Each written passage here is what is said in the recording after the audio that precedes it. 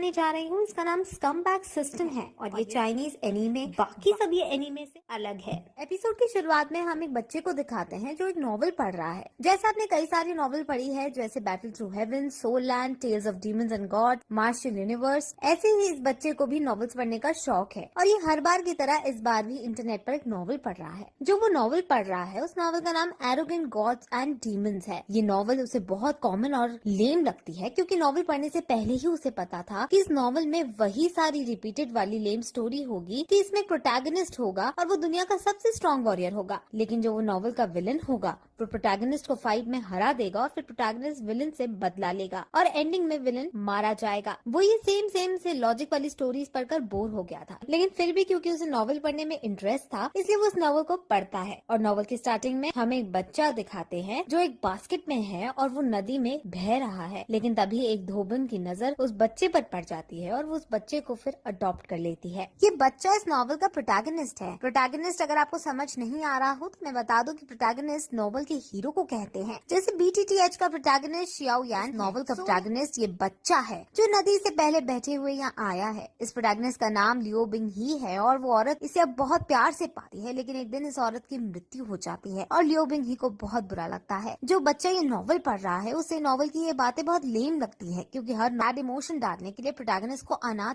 पहले कर देते हैं। अब प्रोटैगनिस्ट अपने जीवन में कुछ बड़ा उखाड़ना चाहता था, इसलिए वो अपना एक मास्टर ढूंढने जाता है और उसको एक मास्टर मिल जाता है, लेकिन इस नॉवल का विलन ये मास्टर ही है। इस मास्टर का नाम शिया स्वॉर्ड है और ये बहुत एरोगेंट और क्रूअल है। इस मास्टर की एक डिसिप्लिन है जो बहुत सुंदर है और वो डिसिप्लिन लुओ बिंगही को देखते ही लुओ बिंगही को पसंद करने लगती है और ये बात मास्टर को पसंद नहीं आती। अब फिर इस वजह से वो लुओ बिंगही से चिढ़ने लगता है और उसको मन से बहुत बुरी पनिशमेंट देने लगता है। वो उसे बहुत ज्यादा टॉर्चर करता है। फिर एक दिन लियो बिंगही को मारने के लिए मास्टर उसे खाई से नीचे गिरा देता है। अब ये बात भी नॉवल पढ़ने वाले को बहुत लेम लगती है क्योंकि हर नॉवल में ऐसा होता है कि विलन ने हीरो को मारने के लिए खाई से नीचे गिराया, लेकिन हीरो माना नहीं और फिर वापस विलन को मारने आ गया। ये नॉवल एक एक्शन नॉवल है, लेकिन उससे ये कॉमेडी लग रही होती है। अब नीचे गिरने के बाद प्रोटैगनिस्ट मरता नहीं है और अब उसके मन में विलन यानी मास्टर को मारने की आग जल जाती है और अब वो कल्टिवेट करता है और अपने आप को बहुत स्ट्रॉन्ग बनाता है। फिर फाइनली वो एक एक करके अलग अलग क्लैंस को जीतने लगता है और उसमें जो उसे लड़कियां प्राप्त हुई होती हैं उन्हें वो अपने हराम में डाल देता है और फिर वो फाइनली अपने मास्टर को भी हरा देता है और उसकी भी डिसिप्लिन को अपनी महबूबा बना देता है। अब प्रोटैगनिस्ट कॉन्टिनेंट का सबसे स्ट्रॉन्ग आदमी बन जाता है और वो अपने मास्टर को एक पॉट में ही बंद कर देता है। अब प्रोटैगनिस्ट के पास पैसा, रुतबा और लड़कियां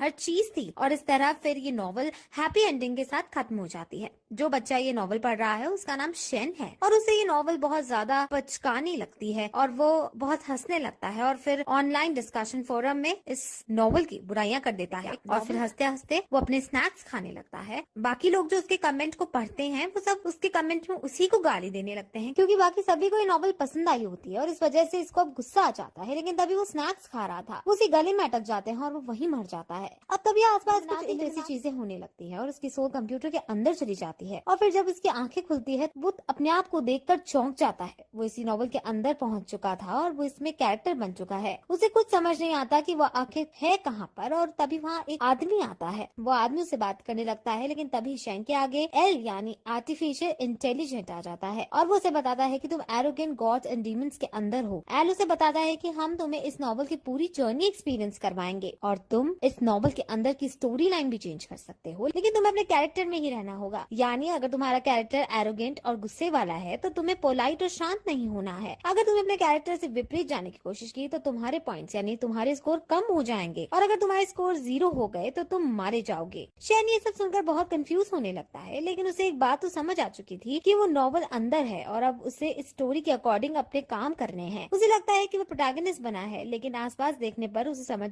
आता है कि वो विलन बना है। वो प्रोटैगनिस्ट का मास्टर है और उसकी एंडिंग में बहुत ज्यादा धुलाई होने वाली है। एंडिंग में विलन को एक पॉट में बंद कर दिया जाता है और उसको बहुत तड़पाया जाता है। वो ये सोचकर बहुत डर जाता है, लेकिन जैसे कि एल ने कहा कि तुम स्टोरी लाइन चेंज कर सकते हो, तो अब शेन स्टोरी लाइन चेंज करने का डिसाइड करता है। अब फिर शेन अपने पास खड़े आदमी से पूछता है कि लियो बिंग ही कहाँ है, जिस पर वो आदमी कहता है उस बच्चे को आप बहुत टॉर्चर करते हो, जो कि सही बात नहीं है, आपको थोड़ा उसे रिलीफ देना चाहिए और अब आप उसको पनिश मत करना। शेन को ये सब बहुत अजीब लग रहा होता है, लेकिन वहाँ उसका एक डिसिप्लिन आता है। ये डिसिप्लिन शेन का फर्स्ट डिसिप्लिन है और इसका नाम मिंग फैन है। मिंग फैन हमेशा लिू बिंग हे को परेशान करता है और वो इस बार भी मास्टर के पास आकर लिू बिंग हे की बुराई करने लगता है और कहता है कि मैं उसे अभी और ज्यादा मजा चखाने वाला हूँ। शेन को पता है कि नॉवल की एंडिंग में लिू बिंग हे मिंग फैन को पीटने वाला है और अब वो मिंग फैन की नादानी पर उदास होने लगता है और फिर वहाँ पर अब लिू बिंग ही आता है। एल शेन को लिू बिंग ही का इंट्रो देती है और शेन भी लिू बिंग ही को देखता है तो वो बहुत शॉक होता है क्योंकि इसकी हालत बहुत बुरी हो रखी थी और इस बुरी हालत का जिम्मेदार शेन ही है। वो बहुत ज्यादा डर जाता है क्योंकि जितना ज्यादा दुख शेन इसको देगा उतना ज्यादा दुख फ्यूचर में उसको मिलेगा, इसलिए वो उसके पास जाकर उसे प्यार से बातें करने लगता है। लेकिन तभी एल उसे रोकती है और कहती है कि अगर तुमने प्यार दिखाया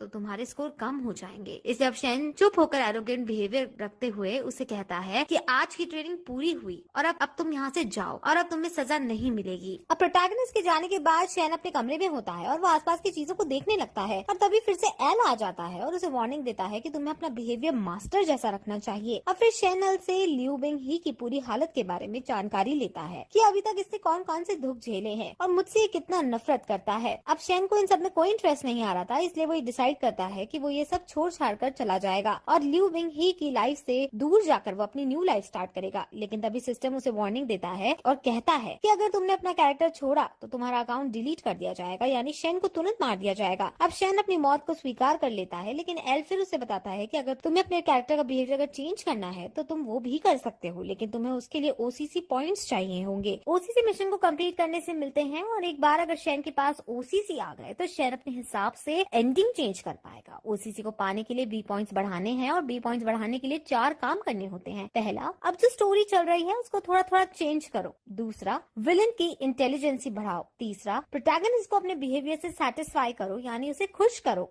चौथा, हिडन स्टोरी लाइंस को डिस्कवर करो। अब फिर शेन ऐसा करने का डिसाइड करता है और वो पहले अपनी स्वॉर्ड का यूज करके स्वॉर्ड स्किल्स बढ़ाता है। ये एक विलन है जिस वजह से बहुत ज्यादा स्ट्रॉन्ग है। अब वो वहाँ अपनी स्वॉर्ड की प्रैक्टिस कर ही रहा होता है कि तभी वहाँ एक लड़की जिसका नाम निंग यिंग यिंग है वो आ जाती है। निंग यिंग यिंग लिू बिंग ही की दोस्त है और सिर्फ यही लड़की है एक जो लिू बिंग ही को इज्जत देती है और उसकी केयर करती है। वहाँ लिू बिंग ही भी मौजूद है और निंग यिंग यिंग उसे अपने साथ खेलने को कहती है, लेकिन लिू बिंग ही एक सिंसियर और आज्ञाकारी बच्चा था और उसके मास्टर ने उसे लकड़ी काटने को कहा था, जिस वजह से वो खेलने से मना कर देता है। अब फिर वहाँ मिंग फैन भी आता है और वो निंग यिंग यिंग के पास जाने लगता है, लेकिन निंग यिंग यिंग उसे भाव नहीं देती क्योंकि वो लिू बिंग ही को पसंद करती है और सिर्फ उसी के साथ खेलना चाहती थी। शेन बच्चों को पेड़ के पीछे छुप कर देख रहा था और उसे याद आ रहा होता है कि नॉवल में ये सब हुआ था और उसे पता था कि आगे क्या होने वाला है। अब मिंग फैंग को बहुत गुस्सा आ जाता है और वो अपने साथियों को बुलाकर लिू बिंग ही को धमकाने लगता है और वो उसका जेड पेंडेंट भी छीन लेता है। ये जेड पेंडेंट लिू बिंग ही को उसकी माँ ने दिया था और उसके पास अपनी माँ की ये एक आखिरी निशानी थी। अब जिंग मिंग फैंग मजाक उड़ाते हुए इसकी माँ का दिया हुआ पेंडेंट फेंक देता है तो लिू बिंग ही को बहुत गुस्सा आता है और वो मार्शल आर्ट्स का यूज करते हुए वहाँ खड़े सभी लड़की को पीट डालता है। लेकिन जब वो मिंग फैंग को पीटने जाता है तो मिंग फैंग उसको ही पीट देता है क्योंकि वो मिंग फैंग से ज्यादा शक्तिशाली नहीं था। अब सब बच्चे आकर लिू बिंग ही को पीटने लगते हैं। शेन लिू बिंग ही को बचाना चाहता था, लेकिन जब वो ऐसा करने की कोशिश करता है तो वहाँ तभी ओसीसी वार्निंग आ जाती है, यानी आउट ऑफ कैरेक्टर वार्निंग आ जाती है, जिस वजह से वो कुछ नहीं कर पाता और फिर ये एपिसोड यहीं खत्म